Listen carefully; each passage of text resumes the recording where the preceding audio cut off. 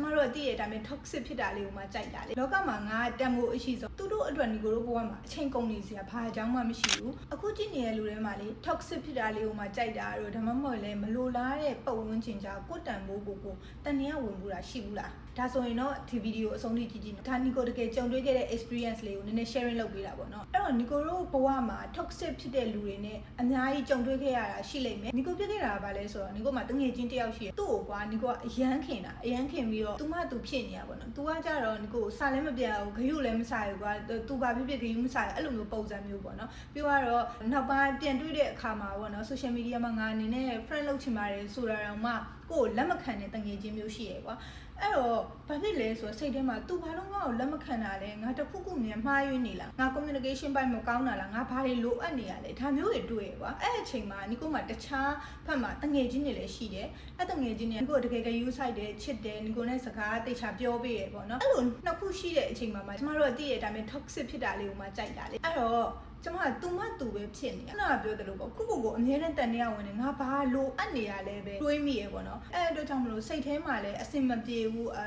ကိုလည်းသဘောမကျဘူးပေါ့နော်အဲ့လိုအချိန်မျိုးတွေရှိခဲ့တယ်နောက်ပိုင်းကျတော့ကျမဘာသိလာလဲဆိုတော့ငါမွေးလာတာကအဲ့လိုတရားကိုခက်ခက်ရသွားပြီးတော့ပြောဖို့အတွက်လားပေါ့နော်ကျမတို့မတန်ဘူးကွာဒီလားကျမတို့တန်ဖို့တခြားလူတယောက်အတွက်ကြောင့်လည်းအကြဘာလို့ခံနေမှာလဲပြီးတော့ကို့မှာရှိတဲ့အရေးချင်းတွေကိုတန်ဖိုးမထားတဲ့သူတယောက်အတွက်ကျမတို့စိတ်တက်ကြနေစရာစိတ်ရှုပ်ခံနေစရာဘာမှမလိုဘူးကျမအရင်ဗီဒီယိုတွေကပြောခဲ့ရတယ်လို့ပဲကျမတို့ကိုချစ်ရမယ်ကိုတန်ဖိုးထားရမယ်လောကမှာငါတန်ဖိုးအရှိဆုံးငါတန်ဖိုးကိုငါမြင့်တင်ရမယ်ဆိုပြီးတော့ပဲကျမတို့တွေးရနောက်ပိုင်းကျတော့ကျမဘာလုပ်လိုက်လဲဆိုတော့သူနဲ့ဝေးနိုင်သမျှဝေးအောင်နေတယ်ခုနကကျမကိုတန်ဖိုးထားတဲ့တငယ်ချင်းအုပ်စုနေပဲနေတယ်အဲ့ချိန်မှာဘာဖြစ်လာလဲဆိုကို self realize ဖြစ်လာငါ communication ပိုင်းမှာလည်းကောင်းပါလားငါတငယ်ချင်းတွေနဲ့တိတ်ချာစကားပြောနိုင်တာပဲငါ့ကိုချစ်တဲ့သူတွေရှိပါလားဒါမျိုးတွေးလာရကွာအဲ့တော့positive environment မှာနေတဲ့အတွက်ကြောင့်မလို့ positive energy ရတယ် negative environment မှာတွားနေတဲ့အခါမှာ negative energy တွေပဲလူရတယ်ဝက်ချန်တွေထွက်ပြီးတော့ငါဘာကြောင့်လဲအဲ့လိုမျိုးပဲတွေးနေကိုပဲအမြဲတမ်း